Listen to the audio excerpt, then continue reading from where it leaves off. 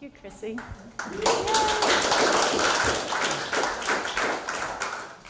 Hello, how are you? Good. All right. So I'm Erin, Maile O'Keefe. You could turn the lights on. I think it's probably best for a little while because we're going to do a little bit of interactive stuff as well. So my hope tonight is to share a little bit about my own unique story of deciding to design and build a tiny house for myself and my husband, and then talk a little bit about the Tiny House Festival. And those are two parallel journeys. So I'm going to talk about one first, and then I'm going to talk about the other. But they really did happen at the same time. So it's a big title. Live large, build tiny. And so welcome. Just to tell you a little bit about my story. So basically, when I was 7, I proclaimed I would be an architect. And then pretty much that was what I was going to do until age 20, when I was like, I don't know about this. Cornell Architecture School didn't quite fit for me. So I ended up, had parallel interests as a dancer and as in architecture. So I kind of moved more towards movement arts at that point, and design, art and design. It just that the program wasn't quite right for me, and I was much more interested in the visceral experience of being in spaces and how that experience of spaces would impact the inhabitants. So what I was really interested in, like, what can architecture do? Every time I'd move into a space, I'm like, well, this space makes me feel like I want to do this, or this space makes me want to come over to someone and go, hey, let's have a little conversation, or like proximity, and really about like how do I feel in that space.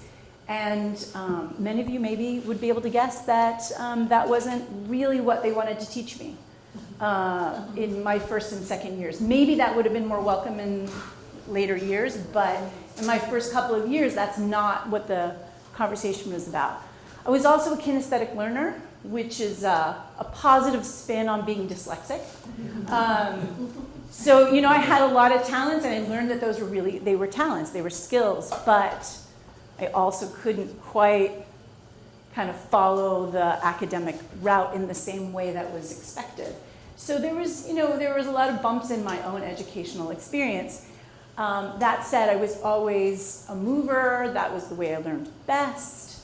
I had to go to places to understand them. I was born and raised in Hawaii, so everything felt foreign to me. So studying American history was like, where is that again? And you had to, because it was an American school, right? We have an American school system in Hawaii, and so you had to learn American history. I also am, though I present white, I'm part Native Hawaiian, and grew up dancing the hula and hearing my aunties and uncles speak Hawaiian, and grew up very much Hawaiian. And so that also informed my way of understanding communities, understanding interrelations. Like you have many, many aunts and uncles. And I feel like that all informed my understanding of space and community space and what kind of spaces we want to create when we're creating home, or what kind of spaces we want to create when we're creating public spaces. So I've lived on the mainland since I went away to college. So it's been a long time. And it's been a really interesting journey towards home. And so just a year and a half ago, my husband and I moved into our tiny house, which is the first new house that we own and that I designed and built, which is it was pretty amazing. That was an amazing experience. So I'm just going to touch on a couple more things. So the thing that I did when I left the field of architecture, and I kind of moved away from visual arts as well, is I really stayed with movement arts, and I did a lot of facilitating of groups. So I used kinesthetic movement to help disparate groups of people find connection, but not through words, through movement. And I've worked around the world I worked in Israel and India and Mexico and many countries, so lots of places where maybe even I don't share the same language, or the people in the workshop or the community don't share the same language. They may not share the same culture. And then I trained teachers doing that. So I really learned a lot about how do we come together as humans. So I think even back when I was studying architecture, I was really interested in the humans' interaction in the space, and weirdly enough, like that's a thing, right? Of course, we call it human-centered design now. That sort of was not in the vocabulary then. And it's sort of shocking now to think that, oh, we're building spaces, but we're not considering the humans really. But that's really what was happening, and that's why I really had a miss in school.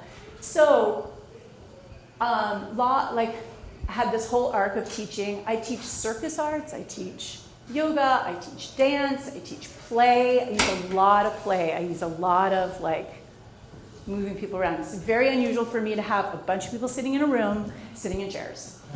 This is terrifying to me compared to having everybody up and then I get to, facilitate. This is a harder circumstance for me just to be able to carry a narrative. I'd much rather be dancing with y'all, but we'll get to that later maybe. Okay, we can dance later, yeah. Okay, so then I went back to school about 5-6 years ago, and I learned about creative placemaking. Does anyone know what creative placemaking is? No, good, that's awesome. Well, it's very kind of new, but it's describing something that's not new, and it's really about what I'm talking about. How do we come together as a community and let our places emerge out of the culture that is present and also honor history? It's a combination of urban planning, community building, and arts engagement. So those three things come together. So I'll show you how the Tiny House Festival is an example of that. So when I heard about creative placemaking, which was only coined maybe about 8 years ago by the head of the National Endowment for the Arts, I was like, that's what I'm doing. That's actually what I want to expand in that direction. I want to do less of working with groups that pay me to come in, that are self-selected groups, and I want to work more municipality-wide. I want to work with whole communities. How do we actually have an experience of wholeness through play, through arts, through that? And so you guys probably anyone think of an example of something here in the Mad River Valley, like an actual event where it feels like it's grassroots, it feels like everybody has a seat at the table or a place on the dance floor, where there's arts involved, where it kind of levels or creates a sense of equity. Farmers markets are kind of a good example of that, and they also create a sense of temporal space. So it doesn't have to be built space, but spaces that pop up. There are probably festivals. The Roundup is a great example of creative placemaking. Yeah. And then it can also be things that are built, and Yestermorrow is exquisite at doing that, is creating projects that allow something to happen there. So a blank space is great opportunity, but also nothing really is defined. But then if you put a bandstand, or you create even stadium seating, something's going to happen. Someone's going to stand down there and do something, and other people are going to sit. Or if it's a dance floor. So I studied creative placemaking, and that has helped me kind of skill up for a lot of the work I do that's more about the Tiny House Festival, which we'll get to in a little bit. So I want to know a little bit about the folks that are here. So really simply, I'm going to ask a question, and if that you might stand up with a lot of questions. You're going to stand up if you resonate with that question. Just really quick, okay? All right. Who wants to downsize? How many of you want to downsize? Yeah, someone, okay, that's the next question then. Awesome, right on, okay. Who is already downsized? I should stand up. Stand up if you're already downsized. So she stood up twice, that means she's downsized and she wants to do some more. Awesome. Who lives in a tiny house? Anyone here live in a tiny house? A travel trailer. Yes, that's a tiny house. Absolutely. And then, of course, I don't want to debate what's tiny. Okay, so it's small. Who lives small? Let's say that. Because it really isn't like competitive. It shouldn't be a competitive sport, tiny houses. So yeah, small. Very small. Yeah. I might part of the house, but it's not even as big as an apartment. So. Yeah, good, right on. Okay, so you live small, right? And a tiny house, it gets competitive, and we don't need to get competitive here, right? Because downsizing means like if you lived in a palace and you moved into a McMansion, you've downsized, right? So it's really all relative. Does a tiny workshop qualify? A tiny workshop? Yeah, sure. Compact 12 spaces. by 22 shed and every tool you can think of in there. It's pretty tight. Cool. That's great. All right, so you're consolidating. You're keeping it as small as you can, right? Who wants to live in a tiny house or dreamt of living in a tiny house? Of some sort or a small house? Ooh, a few people. Yeah, all right, okay. There'll be follow-up questions on that. Who thinks they would never, ever, ever live in a tiny house? Maybe that's too many evers. Who thinks they probably won't live in a tiny house? How's that? Okay, halfway. Yeah. Okay, cool. Yeah. Yeah. No shame. That's awesome. Yeah. Huh? Some of us lived in really small accommodations. Oh, well, that's a good question. Who's lived in really small accommodations in the past? Yes, Chrissy's there. Brad. Okay, right on. Chito, right on. That's cool. We could have a whole other kind of breakout session about like what that brings on for us when we live in small spaces. I'm going to hold that, and maybe we'll get to that. Who thinks it would be the end of their relationship if they lived in a tiny house? Yes. Thank you. Yes. Oh, everybody else is very courageous. Awesome. So I have a few things to say about that too. Like with my partner.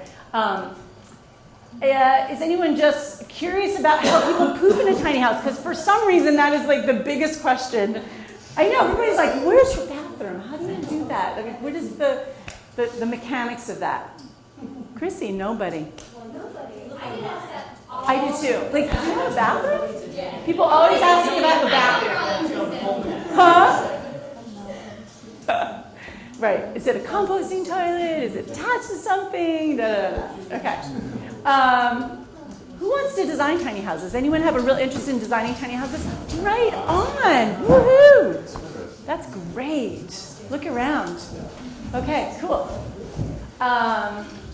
Who wants to build tiny houses? Maybe some of the same people, but not necessarily. Cool. Right on. Okay. Who's interested in what we can learn about efficient, good design from tiny houses? You may not want, but just like the learning of it.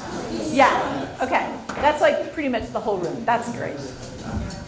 Yeah, and that's something to me, like, I just want to say I should out myself. I am not in any way a tiny house proselytizer. Like, I have like, there's no, like, or a preacher. It's right size housing. I really feel like everybody has right size housing. It just happened that worked for us, but that is not necessarily what everybody needs. But there's a lot to learn from it. Who likes tiny houses just as much as puppies and kittens? And this was kind of for the people that were here and just curious. Oh, right, because these are pretty awesome. Yeah, okay, all right. Who's interested in tiny house communities? Okay, we got a few. This is great. This question I have, why I can't yet find one in Vermont. Right? So it's kind of an interesting question, like why hasn't it happened yet? It's just it's a question hanging out there, and But aren't regulations not cool for that? I heard that it's called getting around here. it's municipality by municipality, and I've talked to zoning directors and they're fine with it. So we could talk more about that. It just hasn't happened, and I don't exactly know why. It's about to. Oh, well, I like that. I mean, look at how many people show up. Yeah. I think it is. I think we're on the edge, and New England is a little bit later to the whole thing than out west. But there's more land out west. There's easier climate. There's a lot of things. Less density.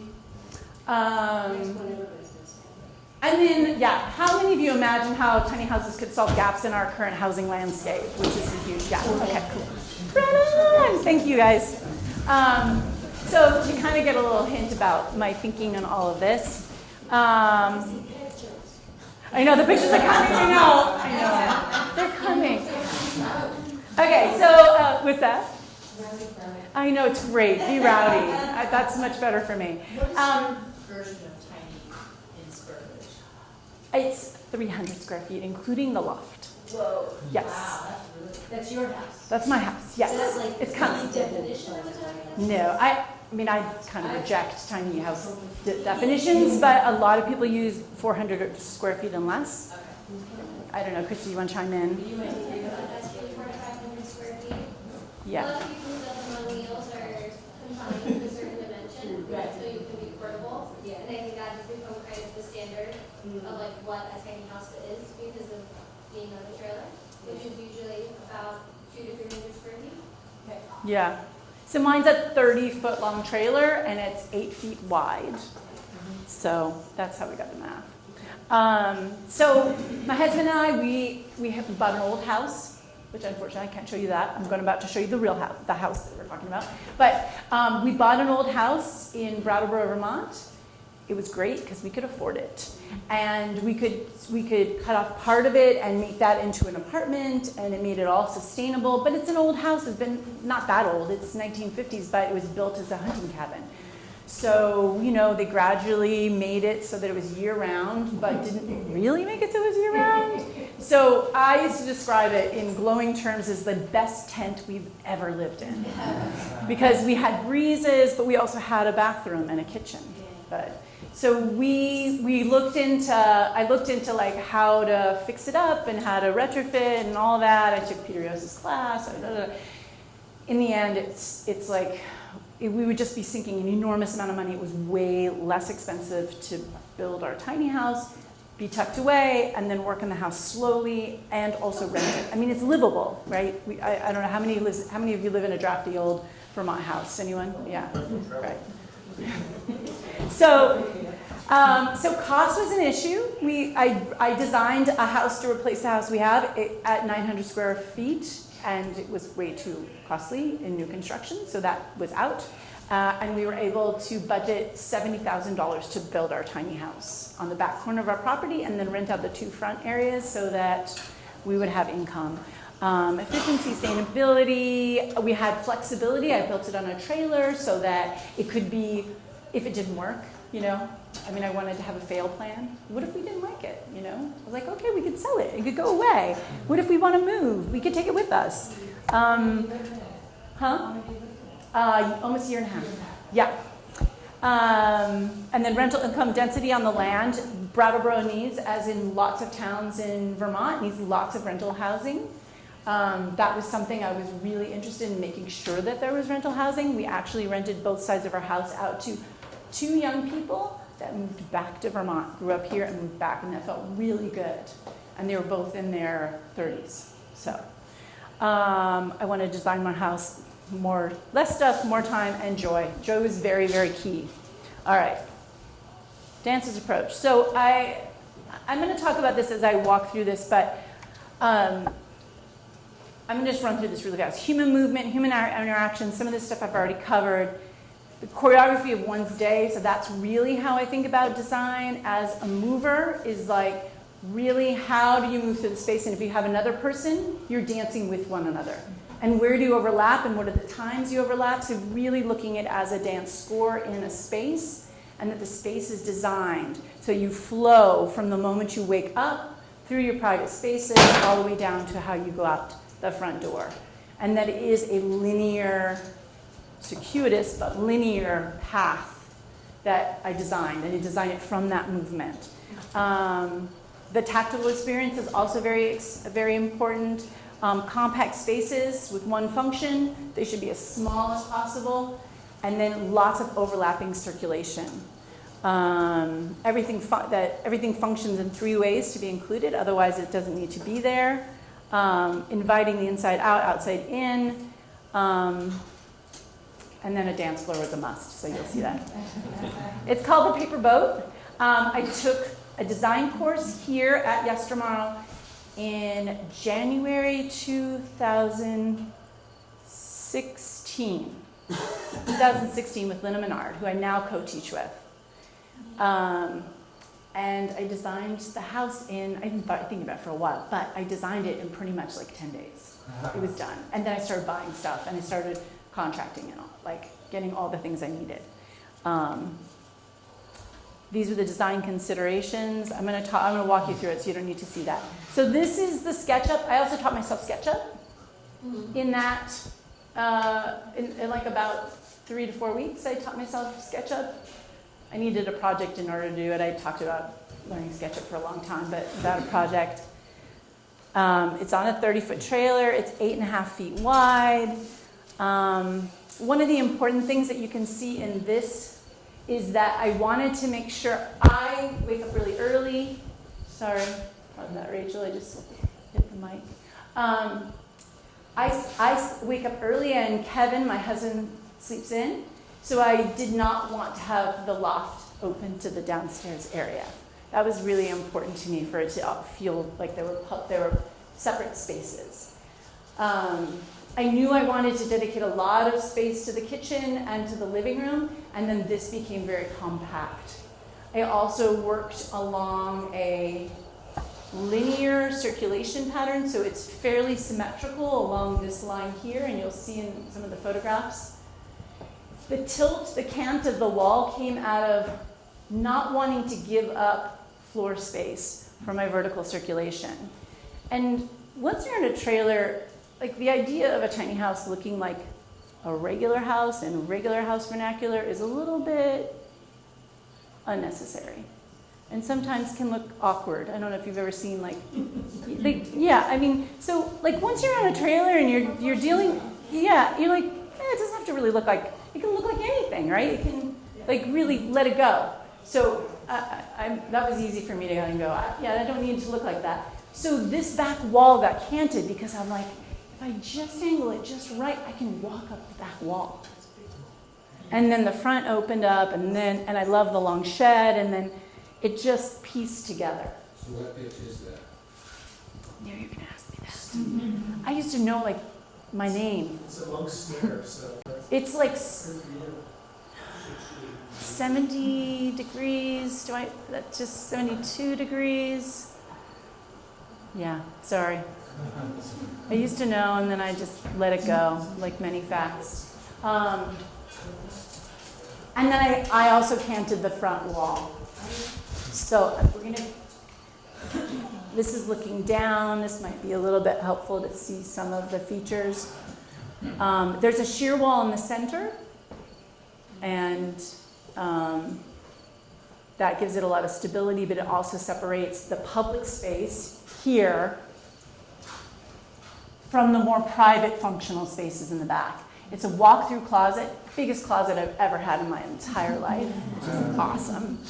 And the toilet and the shower is right off the hallway, because the shower usually goes into another space in another room, but the shower is a room, so why not? It's got a door, it's got frosted glass, it doesn't really need to have its own. And then there's also a sliding door, which you'll see later, that comes out here. So this back area, the changing room and the shower, can be separated if we have guests, and they can still access the bathroom. So that was kind of important. Dance floor. And here's some nice photographs that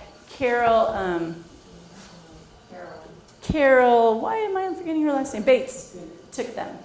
And actually, these photographs are in Vermont Magazine, the fall issue. I don't know if anyone gets that magazine.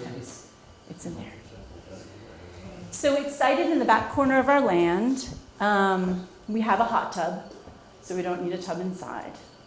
And we have a fire pit, and we do a lot of outdoor living, which is great. Is it a composting toilet? No, it's hooked up to a septic. That was a requirement. You already had a septic. We did, and my husband wanted two things. He wanted a flush toilet, no, three things. Flush toilet, a dishwasher, and a pull-up bar. Pull-up bar. That's all he wanted. I gave him all the other things he needed too, like, those were the things he could think of, and he's like, I'm standing by them. I was like, you sure want the dishwasher? Yep. So there's a dishwasher. Question from the back. Yeah. Because the flush toilet came up, at some point, could you talk about permitting? Yes. Right. It doesn't have to be now. I'm going to do it now. So it was really easy. I walked in to their zoning office, talked to the zoning director, and said, I want to build a tiny house on my property. How can I do that? And he said, okay, well, let's look at it. He looked at density and setbacks. That's basically the issue, density and setbacks. We're not including, you do actually have to tie to a septic. And that's not for toilets. You can compost your toilet, you can have composting toilets, but you have to, if you have a drain, it has to go to a septic. Instead of gray water. There is currently no approved gray water systems. In the State of Vermont. I'm hoping that changes. At the festival, that has been a mission of ours to keep that conversation alive, because there are some amazing systems out there. As long as they were to certify, is my belief, if they could certify certain engineers to install filtration systems that they could be assured worked, it would be better than, we know gray water systems happen all over Vermont. They're just like undercover. Yeah. So it'd be better to specify what's necessary. So there must be other states that have systems that are approved Yeah. and ready to. So much zoning is borrowed from other places. You would think that this would be an opportunity for us to borrow something from Colorado or California or Nevada. Yeah. Oregon. Really actually think about this stuff and pay attention. Yeah. I think Some so. places don't just want to do Right. They don't have a lot of water, and then the biggest risk, we have so much water that the runoff is really the issue. And for them, it's going right back up into the atmosphere because they have not enough water. So I think it's more of the runoff into our waterways that's the issue, and that's why it's specific to here, and also our density. I think, there's a lot that the state's trying to do to catch up with old systems even. So I don't know. I don't know when they're going to have bandwidth enough to say, let's look at this. Because it makes sense. Because it also it's cost prohibitive for people to move to Vermont and build because of it. That's a huge thing. We're saying we want to have young people in Vermont, but then we're saying, here's a raw piece of land, but you can't actually live on it until you put $40,000 into the ground or more, depending if you hit bedrock or something, or ledge. Think about the rest of our environmental enforcement in the state, it's kind of a joke. Because A&R enforcement staff are and have been since the beginning over their head, but they can't. It's tough. So a lot of stuff gets, Yeah. there's a lot of BS going on that I think it's nobody ideal. controls, even though the Right. rules are, the rules are the rules. I think the rules are idealistic, but they're not practical. And I don't know. I think it's hard for Vermont to catch up with a lot of that stuff. And hopefully the Fest is hoping to, nudge in the direction of innovation and new ideas. And That's one Yeah. Does Brattleboro, I'm assuming you're in town.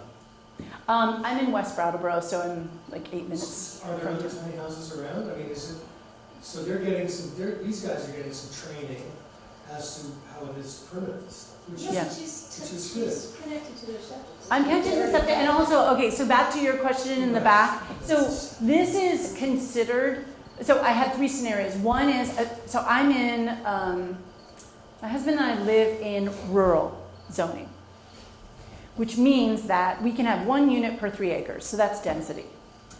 We have a ½ an acre because it's not a typical lot. We already had 2 units on it because it was a legal apartment attached to an old house, so that was grandfathered in. The only way, he said 3 ways that we could do it is we could buy 8½ acres from our neighbor. Then we could have 3 units, because once we do something, we have to make them all legal. So we already have 2 units. We'd have to have 9 acres to have 3 units.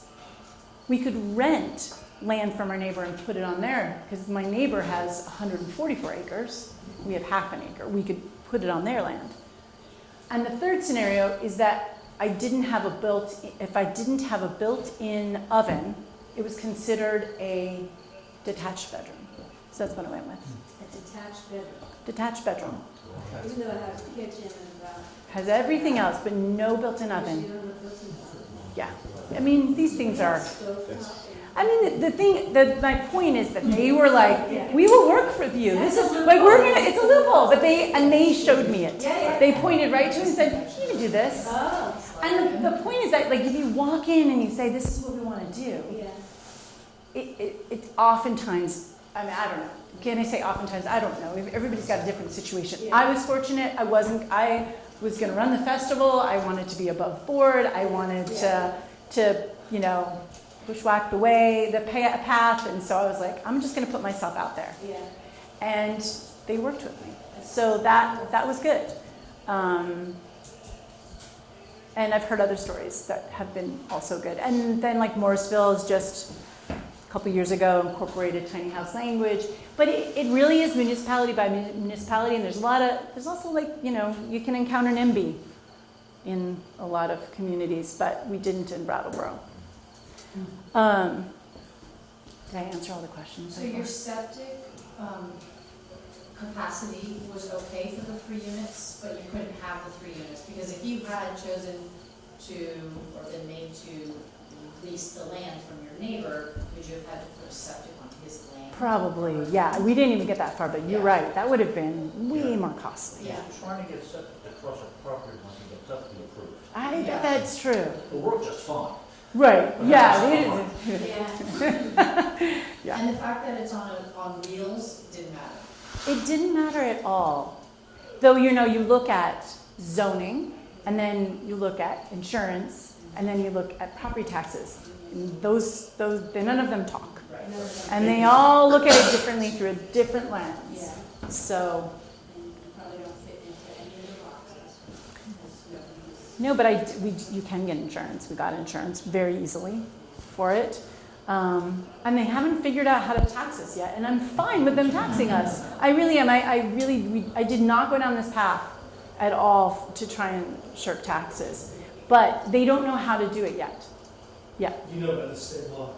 I mean, the state law says, this is my business and my research, not a tax person, but if it's not real property, it's not real estate, it's not attached to the ground, it doesn't have a foundation, it's essentially portable, which most is.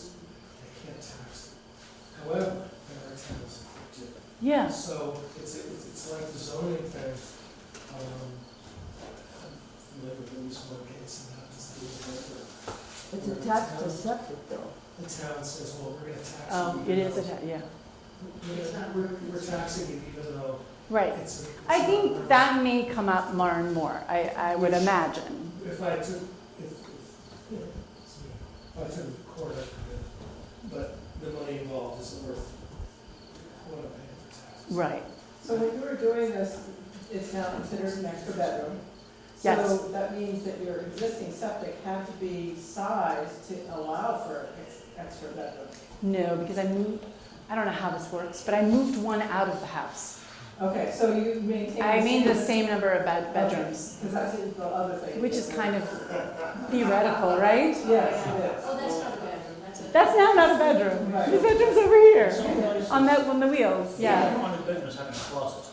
Huh? In some places, you find a bedroom as having a closet. True, and actually one of the bedrooms does not have a It closet. doesn't matter if people sleep in the room. Right, that's Or true. closet in a bedroom. So, this becomes kind of like, and you'll, if you want to build in your town, you do have to kind of like find all those loopholes. But it's great if the zoning director, the zoning office helps you out, they're going to navigate that. They know all that stuff. And as long as you're like coming to them straight on, I would hope that they want you to stay, right? Do you have any more pictures? Yeah. Thanks for the cue. Huh? What's the sheet? So it is, this is shiplap, vertical shiplap. With Vermont Natural Coatings, if anyone knows that company. And then also some corrugated metal there. is a triple axle, as you can see.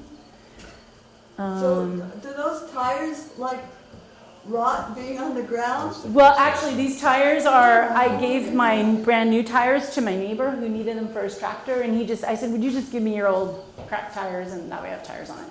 So I don't care. If I ever move it, I have to buy new tires. It's checked up on. I just thought having new tires sitting there, and my neighbor Yeah. who's a farmer, he needed them, so I just Yeah. gave him some. So yeah, that way I don't have to really worry about them cracking. They're already pre-cracked. It says the entrance. So the entrance of this, the intention here is to, when we get a little bit more money, I'm going to build a screen porch that comes off this way. And then these open out so that this living room space will extend out into a screen Will you house. do a whole big deck all around both sides?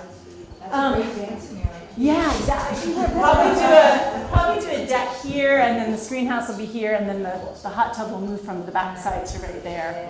So yeah, we got the component situation coming. And so your entry will be through your screen porch? Yes, exactly. Yeah. Here's the living room, and then these are also guest beds if anyone wants to stay over. Lots of storage. I mean, it's basically a tiny house to me is a big cabinet job. And so I worked with a really skilled cabinet maker. I did a lot of framing, I did a lot of the installation windows and this and that, helped alongside a lot of these things, helped with roofing and all this, but I always had someone for most of the like really, really skilled work and something that required specific tools, I had someone who did that. And Dwight Holmes did the cabinet work because he's I have a genius. I have a question. Yes. I noticed that you have two different roof pitches, but the one of them is exceedingly flat for Vermont for snow load. It's totally flat. 70, I mean, with a little. 70 pounds per square foot, as we learned in our Yestermorrow classes, per square foot of snow average in Vermont. Here, at this, like in the Mad River Valley. It's average in Vermont. Okay. It's average. Some snow is wetter and heavier. So how did you come up with a flat roof in Vermont for safety for the house? Flat roofs are not an issue if like the span is 7.5 feet. So you get up there and shovel snow off. No, I don't. I leave it right there. It's insulating. It's no problem. It's 7.5 feet span on SIPs. This is made with structural insulated panels. It would. I don't even know how much snow it would take. Last winter had quite a lot of snow, if I recall correctly.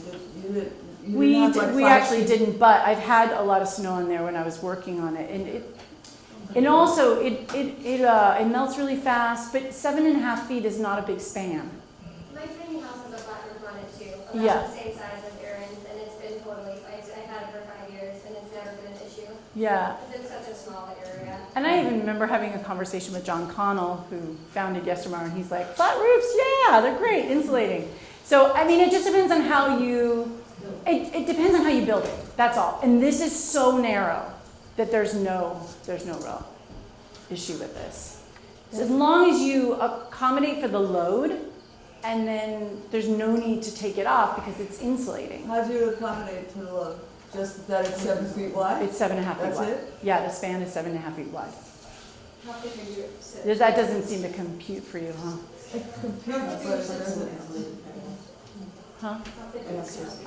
The wall panels are 4.5 inches wide. The floor is 5.5 inches, and the ceiling is 6.5 inches. 6 inches thick, because that would be, there's, King Kong. Exactly. It's really strong. It's like it's overbuilt. How about warmth in the winter? Is it 4 seasons? It is. It's Is it warm? really warm. Like heating in it is really kind is. Okay, I'll see if I'll show you this. So this is looking down the center. Here's so just past the shear wall, there are 2 sliding pantries. So there's a lot of storage in here. The refrigerator's lifted up because it accommodates the wheel well, so there's even storage under there. That's the dishwasher. You see it right there? Yeah, and then there's storage underneath. I mean, it's just like things pull pull out from all directions. But I didn't want any upper cabinets, so it feels really spacious. I used Baltic birch to keep that kind of like really an open feeling.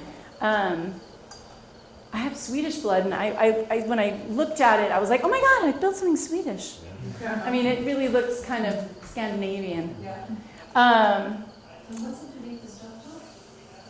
oh, that's the non-built-in stove. Yeah. Ralph oven. Yeah. It's a convection oven. It does everything. It's one of those Brevels. Love it. I wouldn't go back to a full size, frankly. So you can have a cooktop, but not an oven. I know. Doesn't make any sense. There's the cooktop, there's the Breville underneath. Yeah. I know, when you walk in, you're like, yeah, someone lives here. That's just the town that you built it, it's that's what's in there. I mean, that's not a statewide thing. I doubt it. No, it probably wouldn't be. Sliding door for the bathroom on the left. I've got a full-size washer dryer. Is that the wheel well next to the toilet? Yes. And then so I extended it, became a little shelf. And what's on the ceiling? That actually is just the underside of Advantech. OSB? It's like a shower. Is it OSB? No, it's Advantech, but yeah, it's a kind of, a little bit like, yeah, but it's, it's subfloor. Smooth on the top and particly on the bottom. Yeah. Eating? Oh, heating. Did we show it already? Oh, I'll get to it. Okay, you can see a heat panel here. So this is one heat panel that goes over the toilet and then here, and that's another one. Yeah. Heating panel? Yeah, it's their far infrared heat panels. They run on electric, and those two, I have to say, I rarely turn on. This is that door that comes out when you're showering. And it's not all the way to the floor because of the He wheel. just got out of the shower, right? He's not in the shower. The shower's to the right? I just got out of the shower, but it was for the photo. When you say you rarely turn your heat panels on, meaning that just you being in So- space yeah. is your body, like, you don't have any other heat in there? There are 2 heat panels in the back and 2 in the front. The 2 in the front I run, but that generates enough heat for even in the back. Yeah, right. And the water on the floor right under your feet? Water on the floor, yes. It doesn't hurt the flooring? No, because that's where I actually used cork with vinyl top because it was waterproof and thin and super durable. I went with a floor that I would never have to replace because the traffic pattern is so strong down the center. I mean, we're just going to wear a groove into that. And when you build a tiny house, you're like, you're like cheating. You're like trying to save an inch or fraction of an inch everywhere. And I just went with this floor. So it's waterproof. It's super durable. And I was like, I won't have to worry about it. And I won't have to replace it. And I won't have to sand it. And I won't have to seal it again or anything. So that was one choice that, not the most environmental choice, but if you look at it in certain ways, it is. This is just showing 2 views of the bathroom, one where the cabinet is closed. So those pantries on one side is for the kitchen, and the other side in this case is for the bathroom. So then when you're standing at the sink, you've got your whole medicine cabinet here, and then that closes. That's cool. You'll get a lot of storage in there. That's a really good idea.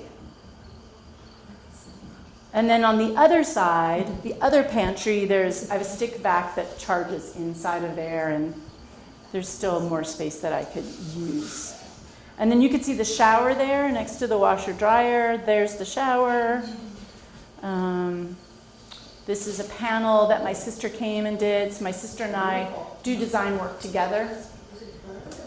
It's she hand cut stencils and then used pewter and black to paint to make that. And this is a flower that grows on a place, our ancestral land in Hawaii. So it's a cut leaf protea. Those are hooks, yeah. In the shape of the Hawaiian Islands. Just a little detail. And then this is back into the area, our walk-through changing room. And Closet, yeah. That's Kevin's side and the other side's mine. Lots of storage back there. And then as we get up, there's these 2 landings. And this, we call the Sky Lounge because it's really, when we have meetings, we have very different ends of the room. We've had meetings in both ends of the house, separate meetings, and there's enough distance that you can really have some privacy in those meetings. This is a fun place, plus the angled wall, you just lean back. And my legs are just long enough to rest them on the edge of the loft. It's a really fun hangout space. If you get people back that far, no one wants to leave. It's just it's cozy. That's a funny thing I think about spaces is that I hear so often people are like, we just need more space. But then you go to a party and where does everybody congregate? Kitchen. Right, in the tiny little space. We actually do love small spaces. And if having big space for a particular function is a good idea, but having space for the sake of space within a house, it should be considered. And this is showing you up now on the loft space. So one of the parts of the program that we had is that we like to get up and sit and meditate. So there's a spot right there. So we don't have to go far for that. Oh, there you go. Demonstration. And then there's that window. There's a panoramic window. Oh, I guess we have to go back. You can't stand up in there. You cannot. No, it's 4 feet. But it feels spacious. I mean, basically we're lying down up there, and it feels very spacious when you're using a bed the way a bed is used. So that bookcase also functions as the headboard, and then we can look out that direction. So even there, if somebody's in the Sky Lounge area, it still has a good separation. This is coming back down, looking back towards the living room / dance hall. You can see the 2 panels now. Those are the 2 heat panels on the ceiling. So no dining area? No, there's no dining area. I am working on a table. I haven't finished it yet. I've got all the hardware and it just keeps getting put up. Disappear somewhere? It's actually, it's a bench, and there's a spot for it, right? On this side, there's actually room, and you can't tell from this photograph, but in front of the static door, there's one door, they both open, but there's one that typically opens, so in front of this, there's enough room for a short bench, and I found hardware that comes up, and kind of comes up like this, and then this part folds out, and that'll come right here. So it's a bench and then it's a dining table. It's close. I don't have it yet. For the moment, we're just using 3 of these stacking stools, and it works okay. Do those infrared heat panels, do they buzz or anything like that? Do you hear any noise from them? 0. They come from a company in Connecticut, and this company makes a lot of these heat panels for hot yoga studios. That's how I learned about them first. And they heat objects, not the space. No, they're far infrared heat panels.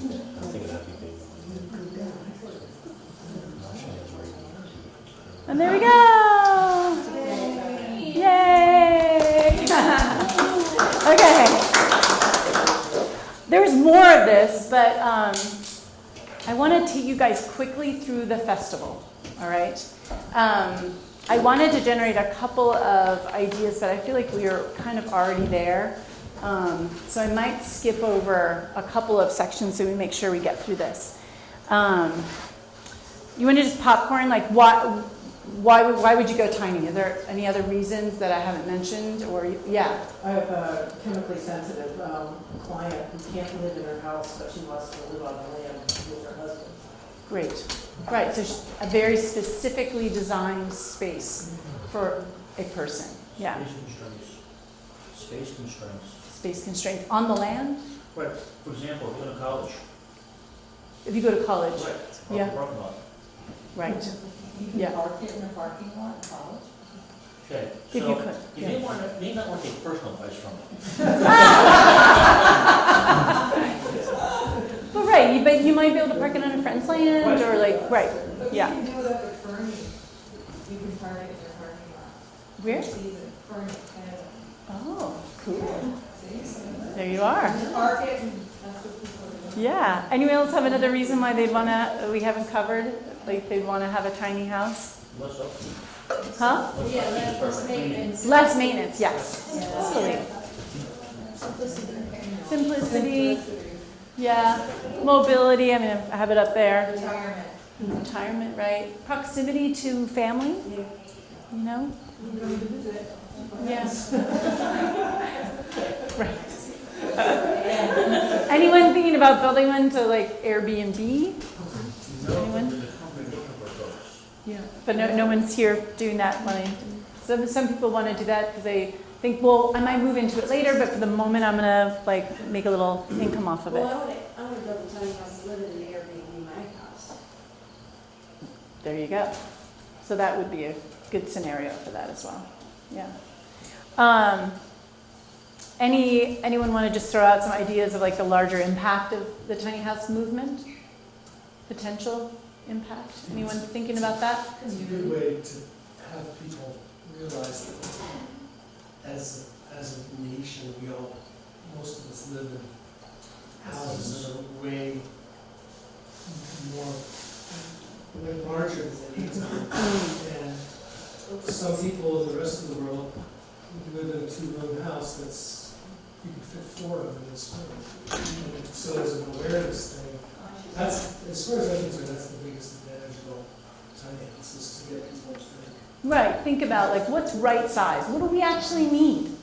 Right? I mean, I feel like there's a bunch of people here that are of the younger generation. Like, what are considerations for you guys? Well, one thing is, first, building a school bus, the shuttle buses, both of them, they have a finite life. School buses, some states is by law, when they're over for so many years. It's a hole in metal there. Maybe they just cost. Yeah. So Some go, like, reuse. some go to like, rafting trips and summer camps and so Right. on. But the volume out there. There's a lot Right. of school buses available. So there's a lot of reuse. What other considerations for you I guys? was gonna say that there's availability for affordable housing, that's something, and I've worked a lot of seasonal jobs in the past few years that trying to move from one place to another always and finding new housing is very frustrating. Some places don't even offer housing, so having a place to live is, bring it with you everywhere you go. It's a feeling of security, right? Yeah. Yeah, I have. If you were to move yours, Uh-huh. what kind of truck would you need? A big one. Okay. Yeah, a big one with probably a super skilled driver. Okay. I wouldn't do it myself. I mean, it's 30 feet. If it was, I mean, yeah, if it was like 20, 24, I would, but it's, I mean, 24 is pushing it. But 30 feet, I'm going to have somebody who knows how to do that. It has a really big truck. Yeah. Rent a U-Haul. Hmm? If you have a school, you can rent a U-Haul. Yeah, so some people do that, but my house is actually, I Right. think, bigger than a Well, the large one will move it. Huh? The large one will move it. Yeah. Does that come with somebody? No? Okay, so the Tiny House Fest. Why Tiny House Fest Vermont? Has anyone been on the website yet, by chance? Yay! Okay, so you guys know it moved, it's been in Brattleboro for 3 years. It's coming up here this fall on October 27th. The whole weekend is a lot of stuff, but the festival itself is on the 27th. It's on the Sunday. It started because as I was thinking about building a tiny house, I started hosting conversations in my living room. And that we were really looking at like housing crisis. I mean, I don't know if you guys noticed, but if you listen to NPR, which every day I hear almost every day I hear one story about the housing crisis. And we really feel it in Brattleboro. There's lots of jobs that are not being taken because no one can find adequate housing. I personally, my husband and I have been thinking about it because we're educators and we're freelance educators. And my husband's a little bit older than me. We're already thinking about like, how do we not work so hard? You know, I mean, right now it's like we're going to work for the rest of our lives. So we had, the plan was, I was like, okay, so how do we make sure we have a house? How do we start growing our own food? How do we do things to make sure that like we can survive without working our butts off for the rest of our life? So this seemed to be really smart. That was a consideration for us. But I could see also how it would fill other housing gaps. It was very important to me when I was going to architecture school. I was very interested in public housing, how to make that dignified, how spaces might uplift people, how to increase housing equity, who's not getting housed. Being from Hawaii and being Native Hawaiian, Hawaiians are really getting the short end of the stick when it comes to housing in Hawaii. The prices are astronomical. Second homes, people that have tons of money coming in and tearing down a perfectly beautiful, modest Hawaiian house and putting up this mansion. And you know, it happens in a lot of places, but it's really kicking people out of their homelands. And that's not okay. We have to have a plan. And so these kinds of topics were really interesting to me. And so I gathered people in the living room. We started talking about how tiny houses might fill the gap in a lot of people's lives. And then my friend Betsy asked me twice if we should just, why don't we do a tiny house festival? And I was like, no, I'm building my first house. I'm not going to do that. And I said no a second time. And then on the third time I said, okay. And so we did it, and the first year we thought maybe we'd have 400 people, and we had about 4,000. And we're like, whew, okay, this is something. And so we've done it 3 times in Brattleboro. It was a creative placemaking endeavor, like I talked about before. So it was really important that it was downtown Brattleboro, that the brick and mortar businesses needed to make money. They struggle like many of our downtowns, so they need to make money. We did not, at that festival, have food trucks because I wanted people to go to the restaurants.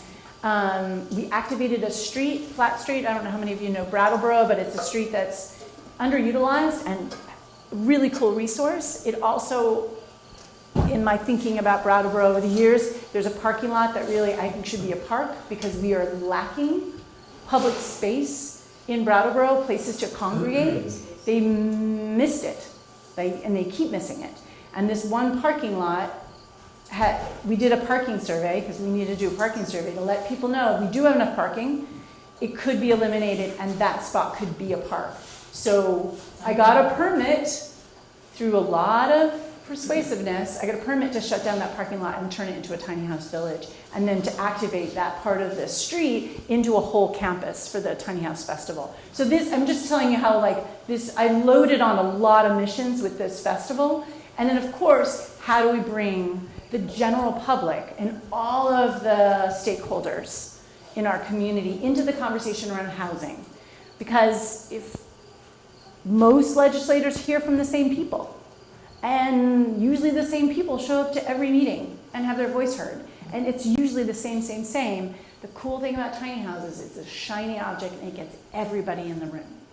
Like everybody. It doesn't matter what political party you're a member of. It doesn't matter what your socioeconomic status is. It doesn't matter about gender and age, race, whatever. It's like, it is broad. And I've run more than 10 festivals in my life in different topics.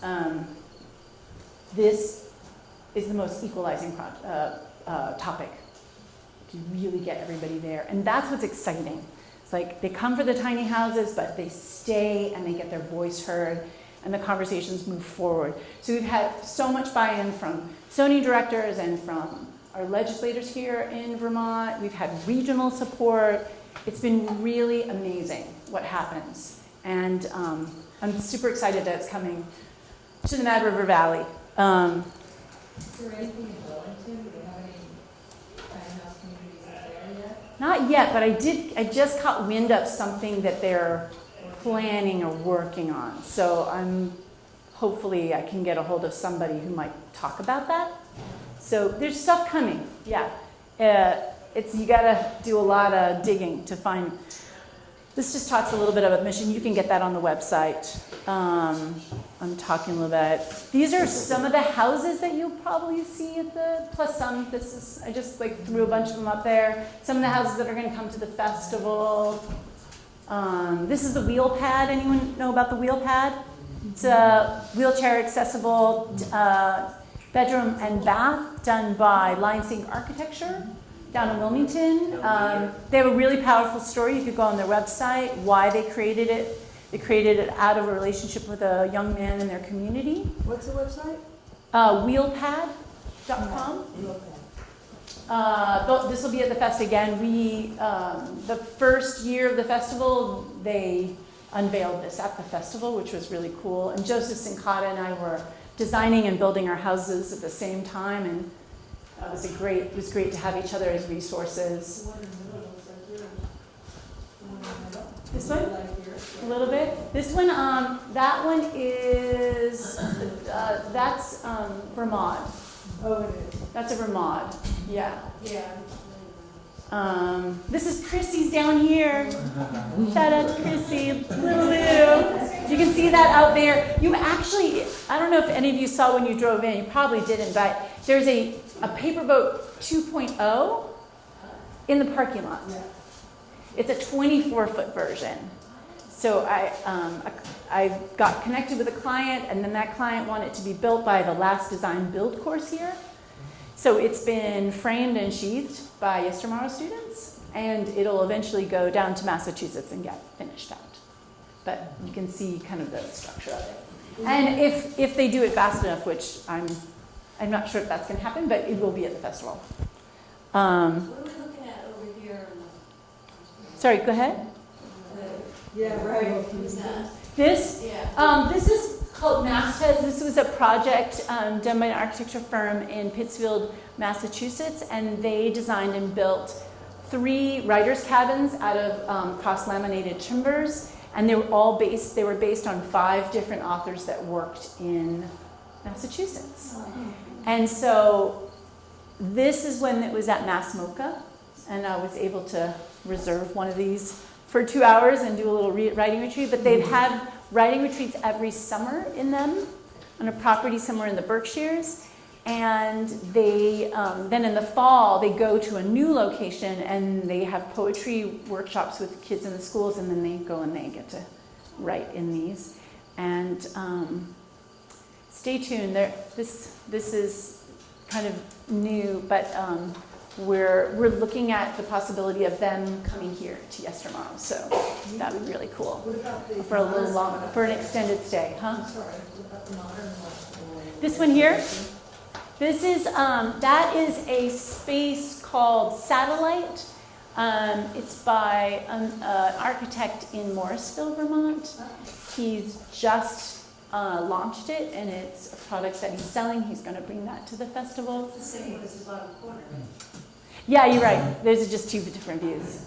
Yeah. Minimalist, all of them.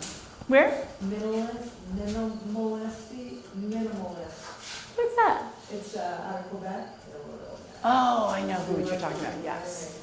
I know. I wish we could get them to cross the border. It's a little tough. Oh, It's like, what are you going to do with that house? Are you moving in? A little hard to cross the border anyway right now, let alone with your house. So let's see. Components of the festival. So we will have Tiny House Village, we've talked some panels, 3 stages. So community vision will be talking more about like the greater impact. Tomorrow I will launch a number of the speakers at the festival, so you can see those. And then probably in about 2 weeks we'll have the schedule up. Design build stage, which is going to be populated by a lot of different instructors that come through Yestermorrow, but also in the region, that if you were planning on building, you can sit at that stage and you can get like a lot of information about different systems, different approaches, materials. That's going to be, it's a really cool stage for people that are really ready to start thinking about their build. And then the story stage is a little bit like the beginning of my talk, which is just hearing people's journey. Like my journey is really unique. Like everybody's journey is unique. When you're building a house, your house should be unique. So you get to hear about a lot of different people and partners that have put together their house and how they did it. I really love that story stage. We'll also have a makerspace for kids and adults. Speed design review. So if you have napkin sketches, or you have plans, or you have a model, and you're like, I want to get a little extra help or support or ideas, we have architects and builders, and maybe some of you are in the room that want to volunteer as well. They take an hour-long shift, and in an hour they see 3 different people, but a panel of 3 to 4. 3 different people get to sign up in the morning for one of those 3 spots every hour, and they get 15 minutes with those folks.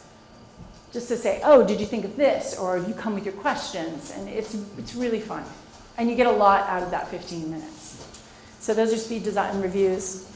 The Building Arts Marketplace, so you can talk to solar providers, you can talk to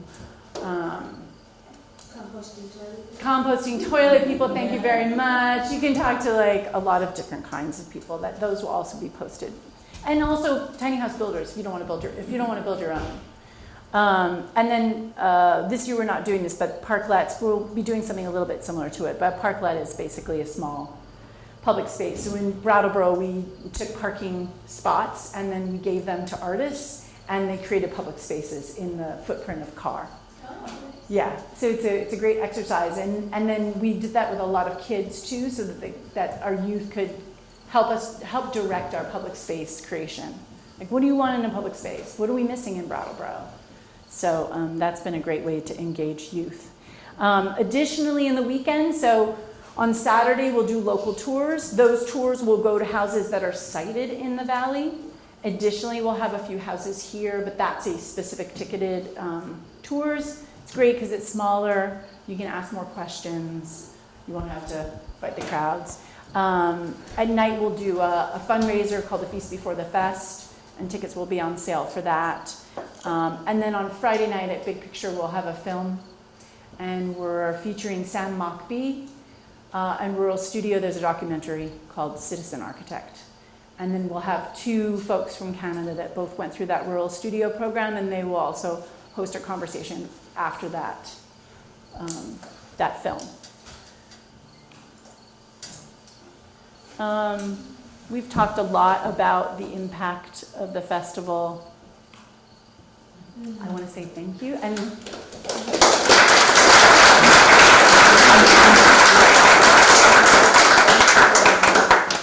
so if you have any other questions, this is also resources, Tiny House Festival website, my design website with my sister, Yestermorrow, you know where you are, my contact information. Also the important dates of the festival, the design course that's coming up with Lynna Menard and myself. And then there's another creative placemaking project that I'm in the midst of in Brattleboro. So I hope I see many of you at the festival, and if you have any questions, you can stick around. Anyone have any questions before we go? Yeah. There actually have a bunch. What do you have insulation for your roof, walls, and floor? What do I have for R value? Yes. My walls are, see, this is back to the numbers, right? I'm like, I use those numbers. Yeah. So I have 3.5 inches at R7, so it's a little over 21, so I'd say 24, 25 in the walls. And then I've got, so of those walls, I have 3.5 inches in the wall, I have 4.5 in the floor, and I have 5.5 at all at R7. So 7 times those. Yep. Okay. And then That was pretty fast, right? Because you can do the math. Thanks. How much does yours cost, is that okay? Well, okay, I You have don't have to, no, but I can only tell you what I budgeted. Got I budgeted 70,000. Oh, okay. The trailer was like 8,000. The wall system was like 10,000. You know, it was like, and then the cabinets were super. You built it yourself? I built a lot of it, but definitely side by side with a lot of skilled work. Like, I did not build the cabinetry. That is not. That would have, I would not be talking here. I'd still be working on it. So I wanted to be able to get into the house, and I'm courageous, and I've got skills, but I also know my limitations. So it was great. It was great. It was a good balance, but I did all the really super labor-intensive, long stuff, and I just holed up in there for months and months at a time. I'm curious about how you get fresh air at different seasons. Good question. Lunos. I have a Lunos system, so I have an air exchange system. Yeah. It's a small system that is imported from Germany. It's a great system. A lot. Do you have that too? Yeah. And they're two, one on each end, and so they talk to each other. One's going out, the other one's going in, and then they have that ceramic core that captures a lot of the heat so that it tempers the air as it comes in, right? You probably know that system. But the Lunos system is being used a lot in small houses. And the air quality is, I mean, I monitor my air quality, and it still runs a little moist, but it doesn't bother me. I just watch to make sure it doesn't get too moist. Yeah. How roadworthy is it? It moved only after the initial framing and sheathing, because I did that in the back side of the SIP company, and then it went to the first festival. That was kind of the crazy thing, is we did a 6-day build right before the festival, and then pulled it to the festival the first year. And then at the end of the day of the festival, it moved back to where it's been ever since. So, I mean, it's built for the trailer, has not been tested. It was a brand new trailer, and I would say that that's a big bit of advice is don't build on old trailers. It's your foundation. Build on a new trailer. Make sure the trailer is built for a house. Yes. You'd be surprised. What happens when you show up at the DMV to register this? You just go, oh, it's a 3-axle, here's your thing. Yeah, that's what they would do, yes, probably. But you don't have to show up with it. You just tell them what it is. I've got a title. You don't actually have to, they don't have to see it. So does it have a license plate on the back? No, it doesn't. No. It had a template from the, Template when you remove it. yeah, so I never registered as a vehicle. I didn't. Where did you buy the trailer from? Stephen Wright Trailers in Massachusetts, and I love him. He's great. He's going to be at the festival. I'm holding him to his promise. He's very interesting. And actually, one of the panels that I'm assembling right now is the redesign of the tiny house trailer. And I'm bringing together people that I think really can rethink the tiny house trailer, because there's a few things that don't quite work still, and I want to put the best minds on that. And it's going to be live. So it'd be really interesting to watch a bunch of people put their heads together and go, how can we solve some of the thermal bridging and some of the challenges of building on a trailer? We'll see. Fingers crossed. I hope that there's going to be great progress. Yeah. Do you have any thoughts or either way about metal framing versus wood? I know it's lighter, but I also think about thermal bridging and stuff like that. So I don't know if you have any. Yeah, I don't. I mean, I think it speaks to the same issues that the trailer has around thermal bridging, and there are people that are doing interesting aluminum framing for tiny houses, which is a lot lighter. But I still think you have to consider our climate, because condensation is real. Yeah, and it can get really sketchy really fast. So I don't know. What are your counter depths? What are your counter depths? Standard. 2 feet? 25 inches. Yep. And then, do you plan on moving back into your house? Our old house? Yes. Never. Okay. I mean, I say never. Yeah, never. Okay. No, because we love our house. Okay, that's the part. I buried the lead. We love it. We've lived there for a year and a half. We love it. Our relationship is better because of it. It's designed for us. We feel like it expresses us, and we feel like we can live the life we want to live in it. It's the right size. Are you working less? In a way, yes. Yeah, in a way. I mean, I'm working on other things, unfortunately, but yeah. I mean, yeah, exactly. I mean, I can see how this is going to work for that. Yes, towards that, absolutely. And also, we can drain the lines, and I can go home to Hawaii in the winter, which I do. We can drain the lines and not have to worry about it. I don't have to pay somebody to go and feed the wood stove. You know? Just the cat. It's true, just the cat. He died this year, so we don't even have that. I know. Well, you have the pictures, that's nice. Yeah. Oh no, oh that's another cat. That's the cat that adopted us after Lomi died, yes. We have a cat, but he's on loan. He lives outside, and then he was in every picture. He was hilarious. He's like, oh, is it my turn?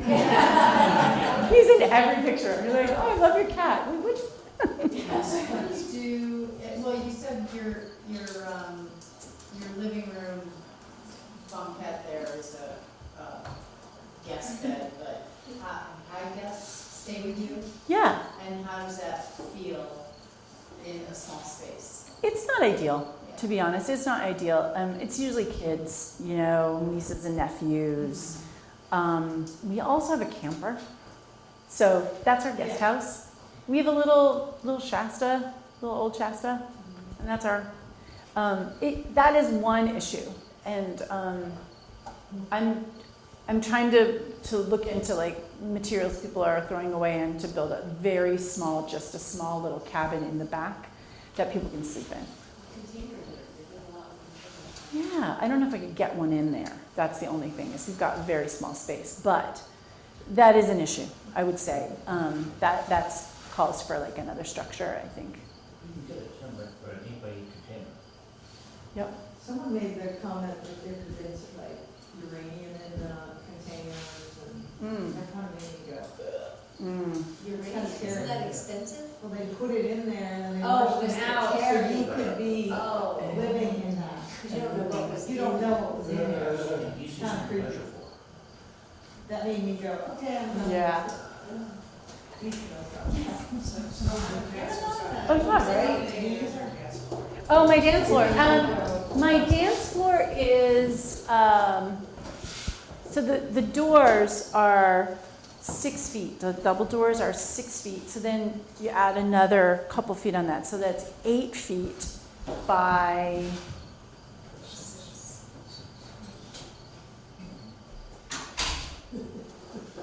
about 6 feet. Yeah, it's about 6 feet-ish.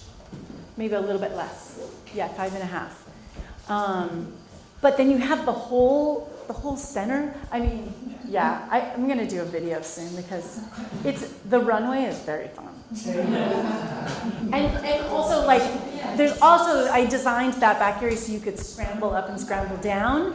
And I can hang upside, you can do a lot in that Sky Lounge place. You can hang upside down, you can have your legs up in different angles, and no, you don't need a pole. That's right. No, yeah, this is like, I don't know, it'll be a new thing, right?